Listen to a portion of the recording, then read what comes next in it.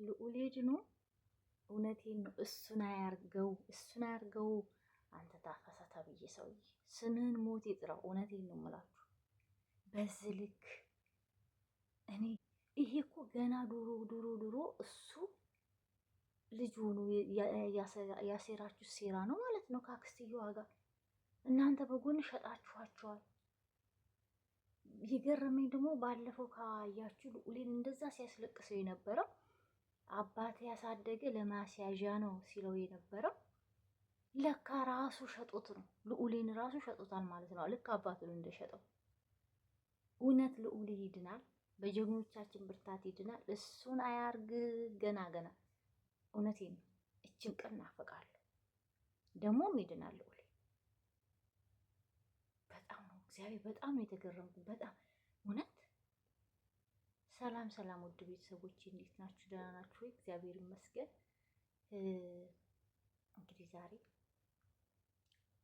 ትንሽ ማለት በቃ ስሰማው መምህር ተብዬው አንደኛው አጎትየው ሲያወራ ማለት ነው በቃ የሆነ ህልም ነገር ነው የሚመስለው። ምክንያቱም ያ የአባት ወዳጅ ሆኖ የአባት ደጋፊ ሆኖ አባቱን በረሃ ለበረሃ ይዞ ሲሄድ አንዳንድ ነገር እንዳያግዙት ብቻ ብዙ ነገር ሲያወራ ነበር እኮ። ልዑሌን እንደዛ ሲያስለቅሰው ነበር እኮ። እግዚአብሔርን እንደዛ እያለ ያለቀሰው ለምንድን ነው? በዚህ በሰውዬ የተነሳ ነው ካያችሁ። ግን ለካ የራሱን ጥፋት ለመሸፈን ነበረ ማለት ነው። የራሱን ጥፋት ሸፈነ። አባቱ እንዳጠፋው ነገረው። አባቱ ለማስያዣ እንደተጠቀመበት ነገረው። ልዑሌን አሳበደው። በቃ በዚህ መንገድ የራሴን ስራ ሰራለሁ፣ እውነቱ እንዳይወጣብኝ ማለት ነው። እውነቱ ከወጣብህማ ጉድ ይፈላል። ደግሞ እውነቱ ወጣ። እስር ቤት ሳትገባ ልዑሌም ይድናል። ከዛ ልዑሌ ከዳነ ደግሞ አንተም የስራህን ታገኛለህ። በቃ ያሳየኝ ያንን እልሁን ልዑሌ እንደዛ ሲናደድ እንዴት እንደሚያደርገው ታውቃላችሁ ውድ ቤተሰቦቼ። ያንን ንዴቱን ሲጨመድድህ ማየት ነው የምፈልገው እኔ። ሰው እንዴት በዚህ ልክ በስመ አብ ወወልድ ወመንፈስ ቅዱስ። ግን አንዳንዴ ወዳጆቼ እውነት የሚስቅ ጥላት ከሚስቅ ጥላት ያኮረፈ ጥላት ይሻላል። ያኮረፈ ጥላት በቃ ተናዶብሃል፣ የሆነ ውስጡን እንዳኮረፈ ወይም ደግሞ በቃ እንደተቀየመ ታውቀዋለህ። ግን የሚስቅ እየሳቀ የሚጎዳ ጥላት ግን እውነቴን ነው ጉድጓድ እያራቀ እየቆፈረልን። ይኸው እነሱ እየሳቁ ነው።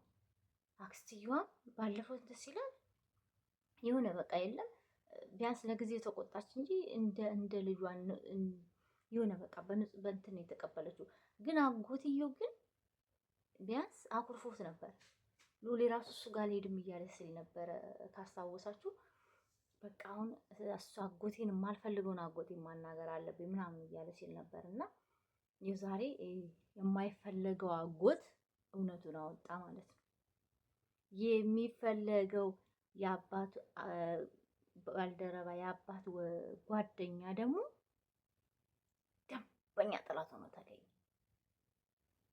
ግን እውነቴን ነው አንዳንዴ ምድር ለንጹሐን አትሆንም እንዴ እላለሁ። እግዚአብሔርን እንምላችሁ አሁን ለልዑሌ ይገባል። ሁላችሁንም እግዚአብሔርን እንደ ንጉሥ አድርጎ የሚያኖር ነበረ። ጥበቡ ብቻ ኖራችሁ ነበረ። ስለዚህ ያን ጥበቡን ተጠቅሞ አባቱን እንዳያገኝ እውነት እንዳይወጣ ነው ይህ ሁሉ ሴራችሁ። ደግሞም አባቱም ተገኝቶ እውነቱም ይወጣል ሞር ማለት ነው። ኦልሬዲ እውነት ወጥቷል። ልዑሌ እንድነው ደግሞ ሳቁና ጨዋታውን እንድናይ ፈጣሪ ያድርሰን። ያንን ነው የምለው። ጀግኖቻችንም እግዚአብሔር ይጠብቃችሁ፣ ከእናንተ ጋር ይሁን ፈጣሪ። እውነቴን ነው። እግዚአብሔር ይርዳችሁ።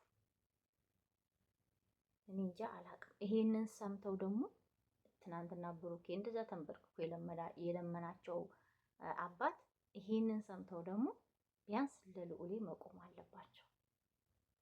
ምክንያቱም ምናልባት የነዛ ወገን እነዚህ ያሰቡት ሳይሆን እነዛ ያሰቡት ስለሆነ ልዑሌ ላይ የደረሰው ማለት ነው። እንደዛ ብዬ ነው የማስበው። ምክንያቱም ምን አገናኛቸው? እና እና እውነቴን ነው እግዚአብሔር አምላክ እውነት ጤናውን መልሶት ያሳየኝ ልዑሌ። እውነቴን ሌላ ምንም አይደለም። ውድ ቤተሰቦቼ በጣም ይከብዳል። ለሰሚውም ግራ የሚል ነው። ጉድና ጅራት ከወደ ኋላ ነው እንደሚባለው። ልዑል ያላወቀውም እንጂ የዋህነቱ ጠበቀው እንጂ ደግነቱ የእናቱ ጸሎት ጠበቀው እንጂ በጥላት መሀል ነበር ያለው። እያሴሩለት ነበር። ከጀርባው እንውጋው፣ ከጎኑ እንውጋው፣ ከፊቱ እንውጋው፣ ብቻ እየተሴረለት ነበር እዚህ ደረሰው ማለት ነው። እሱ ግን አላወቀም። ግን ፈጣሪ አምላክ ጠብቆታል እንጂ አስባችሁታል? ለአጎት አክስት ያን ሁሉ ብር ተቀብለው ምናምን እንደተባለው ይሄም እዚህ ጋር አባቱን ይሸጠዋል። ልዑሌ ሲያድግ እንግዲህ አስባችሁታል? እውነት ጥላት መሀል እንደዚህ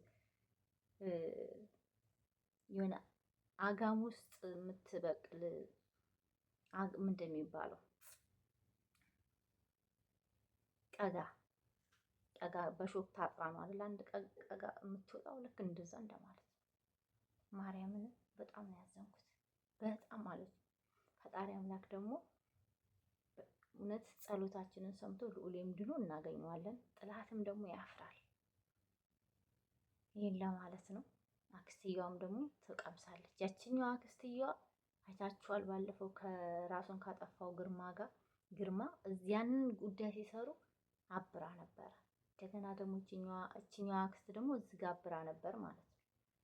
የዛችኛዋ ሴራ ልሳካለ የዚችኛዋ ሴራ ሊሳካላት ነው ማለት ነው። እና ፈጣሪ አምላክ ለሁሉም ብቻ ፍርዱን ይስጥ። ውድ ቤተሰቦቼ እንግዲህ ካጠፋ ይቅርታ፣ በጣም ተሰምቶኛል። በቃ ይሄንን ሰውዬ በቃ የዛለታ እንደዛ ጠረጴዛ ላይ ያስለቀሰውን ሰውዬ ልዑሌ ድኖ እንዲህ ሲነጨንጨው ማየት ስለፈለኩ ነው ማርያምን። እና ውድ በስደት ያላችሁ ሁላችሁም ምንም አይንካችሁ። በተረፈ ደህና ሁኑልኝ።